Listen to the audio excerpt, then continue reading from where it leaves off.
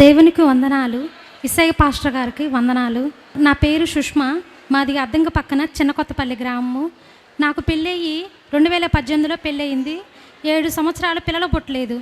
కానీ నేను చాలా హాస్పిటల్ తిరిగాను. ప్రాబ్లం ఏంటంటే పీసీఓడి, నీటి బుడగలు ఉన్నాయి అమ్మ అని చెప్పారు. కానీ ఎన్నో మందులు మింగాను. చాలా అంటే చాలా లక్షలు పెట్టి నా భర్త ఆ హాస్పిటల్ ఈ హాస్పిటల్ చాలా తిప్పాడు.